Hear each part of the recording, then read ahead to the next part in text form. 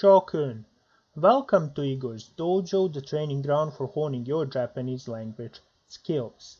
Our topic today will be one of the most important and difficult verb forms, the passive verb form. I have structured this video to serve as the ultimate guide to the understanding of the passive form, covering all the bases, the definition of the passive form, its creation as well as its usage, and finally we will see the passive form in action, so to speak, within our example sentences. In this section, we can see the four main questions that this video will answer. The first section, what is the passive form, will provide the definition of the passive form itself along with an example to supplement it. The second section, when is the passive form used, will present the most important usages of the passive form, and it will cover also the differences in usage between the passive form in English and the passive form in Japanese. The third section, how is the passive form created, will cover one of the most important aspects of the passive voice, the creation of it from Ichidan and Godan verbs, as well as the altered particle play that the passive form introduces, and from my own teaching experience, it is the most difficult thing to master and implement in everyday speech. And finally, the fourth section will provide examples of the passive form in sentences, with the first part of the section covering the process of transforming active sentences into passive ones, while the second gives several sentences taken from everyday speech where the passive form plays a prominent role. Now, this section deals with the theoretical aspects of the passive form, and it is here to give you the necessary definition of the verb form itself. The simplest definition of the passive form is the following. When a verb is active, then the subject of the sentence is performing an action, but when the verb is passive, the subject of the sentence has an action performed on it. However, I have slightly reworked the definition to help our understanding of the passive in the Japanese language and to illustrate the conversion that takes place when forming the passive in Japanese, as the particles will show later on. And my definition goes as follows. Essentially, the subject from the active sentence becomes the agent in the passive, and the object of the active sentence becomes the subject in the passive sentence. I also think that my revised definition, so to speak, could be used to better understand the essence of the passive voice overall, as the example of a transition from an active to a passive sentence is shown below. The children ate the cake. That is the active sentence, and according to the definition provided by the Igor's Dojo, we see here that the subject here is the children, the action that the subject is performing is ate in this case, and the object is the cake.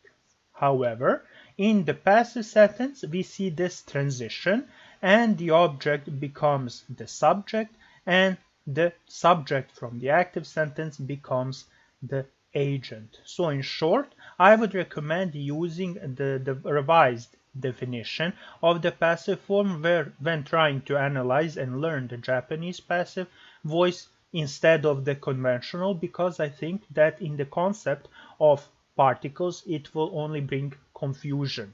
So as we will see in the later stages of the video, the particles will further reinforce this definition and make it even more clearer. So for the time being, we must essentially remember that the subject from the active sentence is the agent in the passive, and the object from the active sentence becomes the subject in the passive sentence.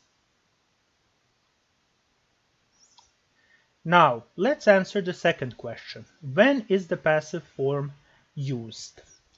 When compared to the English, the usage of the passive form in Japanese is really expansive. Now, aside from the traditional usage that it still has in the Japanese, there are three more special usages of the passive form, as you can see on this illustration. The suffering passive is one of the more unique implementations of the passive verb form in the Japanese language, and it is used to convey that a certain event has been perceived as a negative or an unfortunate one, hence the name the suffering passive or the adversative passive. Here, the change that the particles undergo is of utmost importance because the object is not converted into the subject, thereby retaining the particle o, while ni marks the agent. We will explore this further in detail in the particles section. Now, the second usage, or more precisely the prohibition of the usage, is when we want to express what is something made of. Instead of the passive form, the particles kara and de are used, an aspect of the particles I will explore in the future videos, but for now we just need to remember in the context of the passive form that it cannot express materials or ingredients. And the third and final usage, or special usage, is the combination of the passive form and the causative form, which essentially means that someone or something has been made to do something against his or her will, often also conveying that same negative nuance, or in other words, that the person that has been made to cook something, for example, has done it as a result of imposed obligation or pressure. This will be covered in the future video because it is a very complex and difficult topic to talk about. Now let us answer the third question. How is the passive form created in the Japanese language? And I will be using a rough schematic that will explain this in, let's say, relative detail, because I will be giving enough space of the video to both verb types when it comes to the detailed explanation of the creation of the passive form. For, let's say, the beginning of this third question or this third section, it will be enough to state that it is crafted by adding suffixes on the mise stem of the verbs. And in case you have missed our previous video on the verbs and verb stems, I will provide the link on in the card on the screen and in the description below. But here is a quick overview of the general way that the passive form is created with the two groups of the Japanese verbs. In case of the Ichidan verbs, we are using the mise stem plus rareru, and in the case of Godan verbs, we are using the mise stem plus reru. However, when we have the irregular verbs suru and kuru, they have fixed, so to speak, forms of the passive form, and those are sareru in case of suru and korareru in case of kuru. I recommend learning this, memorizing them through practice, because there is no hint or any trick to remembering them any other way. And in this table here you have a few examples of the passive form with our Ichidan and Godan verbs, and you can see that those verbs are hanasu, yomu, tateru, and kaku, and their passive forms are hanasareru, yomareru, taterareru, and kakareru, as you can see here. Now let's take a detailed look at the formation of the passive form in case of the Ichidan verbs. Now this illustration has been created with the means to illustrate this process as simple as it could be illustrated. The first step is to pick the verb from your vocabulary that already has them in the dictionary form. I have picked for this example the verb taberu, meaning to eat. Our second step is the crucial one because we are removing the final ru from the verb taberu, and then we are adding ra, re, ru, as you can see illustrated here. In yellow, I have shown you the first step, the removal of the ru, and with the green, I have showed the second step, and that is the addition of ra, re, ru to the stem, to the mise stem that we have talked about in the previous section. And step 3 is the final. We will get the form in this step by only attaching rareru, and the passive form of the verb to eat will be taberareru. So once again, to summarize, it is quite simple. Choose your preferred Ichidan verb from your vocabulary, be it a book or an online vocabulary. After that, remove ru from the verb and then add rareru to finish the entire process.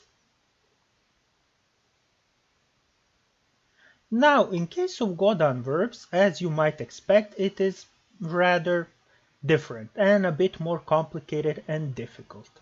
First, we pick once again the verb from the vocabulary, and that is tsukuru, that I have chosen for this segment, and that is the verb meaning to create or make.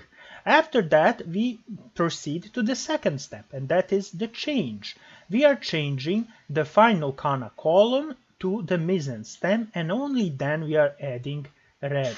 As you can see here, the change is also presented gradually. First, with yellow, I have highlighted that ru becomes ra, and after that, with red, I have shown the addition of reru to the mise form. Thus, we have gotten in our step 3 the form that is tsukurareru, or the verb to be made. So once again, here of paramount importance is the change to the mise stem according to the kana chart, and only after that the addition of reru.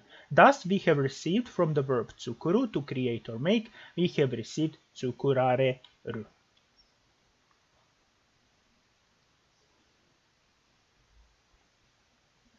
And now we are returning to one of our customary segments of our videos, and that is the vocabulary overview section. Once again, I have provided here a list of the words that I will be using in the example sentences in the subsequent sections of the video for you to familiarize yourself with or to review them.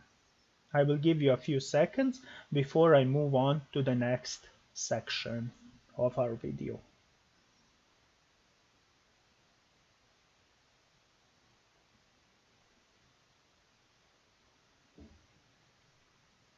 Are you ready? Now let's move on. Now let's see what kind of particle play is being created by the introduction of the passive form in a certain sentence by resuming our third section of the video. Let's see our first sentence. It is an active sentence, remember that is of crucial importance, in which we read Yamada-san wa Okayama-san wo sasoemashita, or the English translation, Mr. Yamada invited Mr. Okayama. As you can see here, I have highlighted with green the particle wa that performs the subject marking, and with blue the particle o that performs the object marking in the active sentence. Now, the thing I would like to stress here, you should remember first that each of these particles will go some kind of transition in the passive sentence. And that is why I urge you to remember the definition I have given in the section before when I introduced that reworked or revised definition of the passive voice, because it will make your understanding and remembering of the passive form a whole lot easier when it comes to the Japanese language. Now, without further ado, let's see how this sentence is translated into a passive one. Okayama-san wa Yamada-san ni sasowaremashita. As you can see here, Mr. Okayama was invited by Mr. Yamada. And let's look at the particles here in detail. What has happened with wa? Wa once again performs the subject marking in the passive sentence, but what has happened? If you look up and you see the o particle in the first sentence, you see that it marks the object. So according to our definition that I have given before, this time wo is, let's say, going through a conversion, and it is becoming the subject of the passive sentence. And that is why wo has transformed into a wa, for the lack of a better term. It is a transformation in essence. That is why I have used the color blue to mark this transformation, to mark this particle va with the same color I have marked o. So once again, there is a transition where the object from our active sentence is becoming the subject in our passive sentence. And that is why I urge you that during your own practices, you use different types of colors, or you either underline those particles to help yourself remember all of these particulars.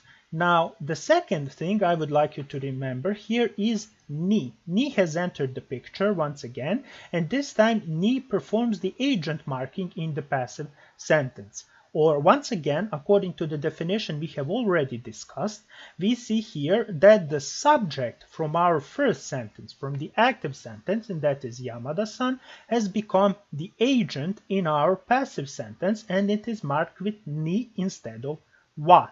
So there is a whole lot of conversion happening here. First, we see that wo has become wa in the passive sentence, and the wa has become ni in the passive sentence also. And there is, let's say, their definitions and usages has also changed. Wo is no longer an object in the passive sentence, but the subject, and wa no longer shows the subject of the sentence, but the agent. So I urge you to remember this specific transition that happens and this modified particle play, so to speak, that takes place whenever you are trying to create or use the passive form. Because if you don't use it or don't learn it correctly, your passive form will never be grammatically correct and you will be never able to use it effectively.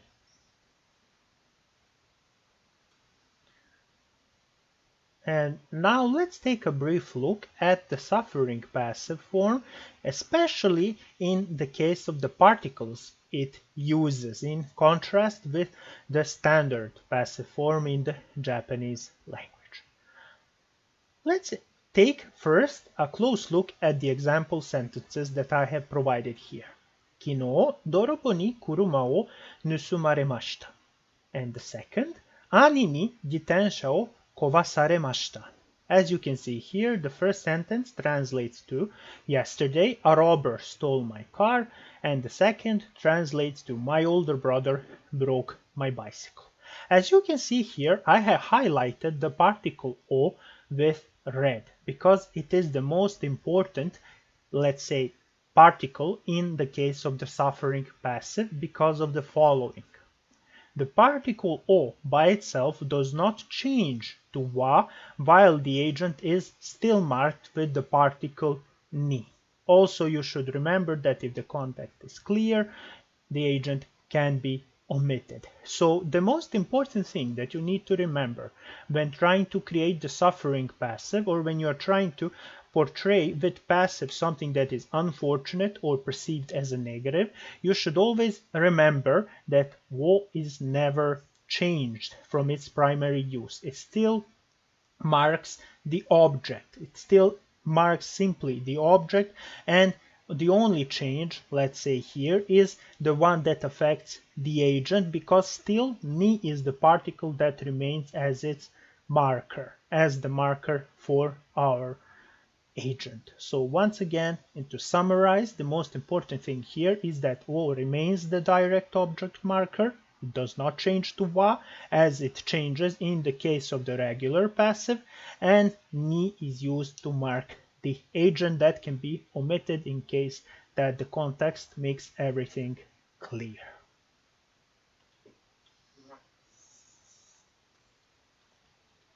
Now let's move on to our fourth question and our final segment of the video. How does the passive form look like in the sentence? Now here are the three sentences I have picked, usual sentences with an active verb, that we will be changing into the passive form. Our first sentence goes as follows. Kobayashi-san wa boru wo kerimashita. Mr. Kobayashi kicked the ball. Our second, Suzuki-san wa kuruma o shuri shimashita. Mr. Suzuki repaired the car. And our third sentence, Naomi-chan wa kimono wo kimashita. Naomi wore a kimono.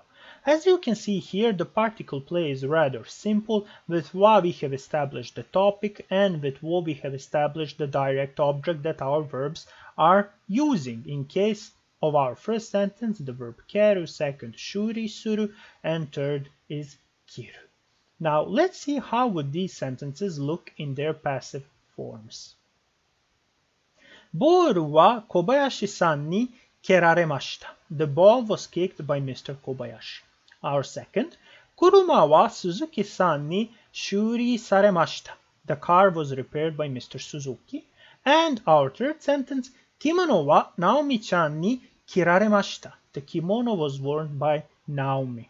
As you can see here, the changes have been profound, but all in accordance with the definition of the passive sentence. As we can see here, the conversion from the object to the subject has been taking place because the part of the word that once had been marked with o in our active sentences is now turned into a subject, and it is marked with wa, while the agents that were marked with wa in our active sentences have been marked with ni. And of course, I have highlighted here the verbs once they have assumed their passive forms. So in short, always remember that the direct object of our active sentences, in our cases, the ball, the car, and the kimono, have been turned into subjects with wa. So no longer they have o, and now they have wa. And those that have been marked with wa in our active sentences have become their agents in the passive, and they are marked with ni. And of course, the verbs assume their passive forms. So that is the most important thing you should remember when learning about the passive form. Always remember that the particle play is very, very important, and that always comes a point of conversion when the object of our active sentence becomes the subject in our passive sentence, and that the agent is always marked with ni, that was perhaps the subject in our active sentences.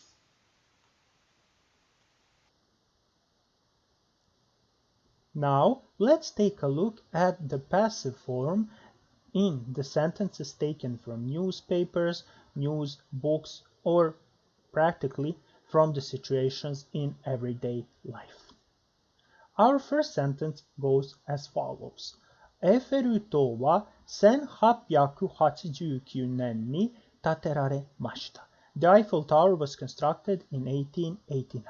As you can see, this is the identical usage of the passive form in Japanese that is also used in the English language, or especially for the cases when you want to say that a certain famous building or monument has been built in a certain year in this case. As you can see, there is no changes to the particles because wa is still used to create the topic for our sentence. After that, ni is used to determine a specific point in time, and the verb tateru is in the passive form. So as you would say in English, the Eiffel Tower was constructed in 1889.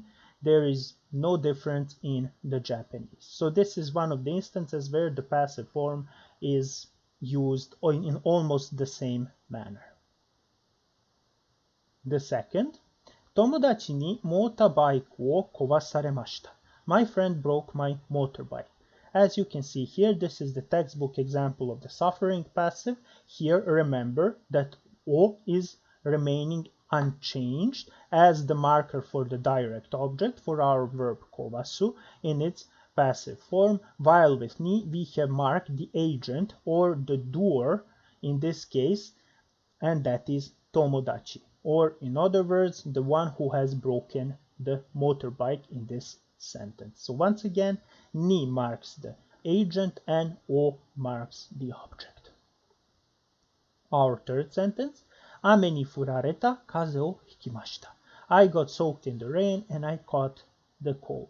Once again, similar to our first sentence, this is also used to convey that something has happened, that we have been exposed to heavy rainfall and we got soaked.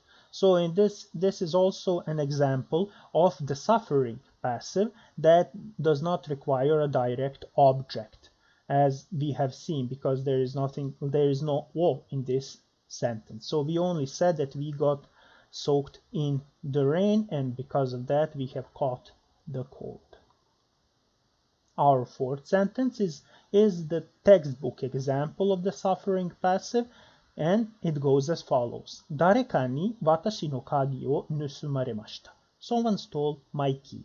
As you can see here, ni is showing us the agent of this action, and that is someone in this case. No establishes the relationship of ownership between Watashi and Kagi, saying that it is Mikey, and wo once again is used to mark the direct object for our verb nusumu. So there is nothing special here. And finally, Yoshida-san ni otou-san wo nyuin sareta. Mr. Yoshida hospitalized his father. Now, similar to the previous sentence, we have here ni marking the agent and wo this time marking directly what has Yoshida done. He has hospitalized his father. So this is another example of the suffering passive. So to summarize, we have covered here the usual usage of passive forms. After that, we have used also this opportunity to show how the suffering passive is also constructed and used. Now, it is the time to deal the finishing blow to the lesson we have covered today. We have learned that the passive form is made by using the mise stem of the Ichidan and Godan verbs and adding the suffixes reru and rareru. In case of the Godan verbs, it's reru, and in case of the Ichidan verbs, it's rareru. We have also examined in detail the suffering passive, one of the most, let's say, prevalent special passive forms that the Japanese language has, and we have also seen that particles wa, o, and ni appear in a variety cases and almost always in one form or another with the passive form. Otsukare-sama deshita, dear Shokun. With this video we have covered a very difficult topic, or more specifically a verb form that has a huge degree of versatility and requires a lot of changes to be performed in order to be used correctly. Needless to mention, I will also provide a review video with additional examples for you to practice, which will help you in mastering the passive verb form completely. Until then, thank you very much for watching, Shokun, and I hope to see you again in the dojo next time. Sayonara!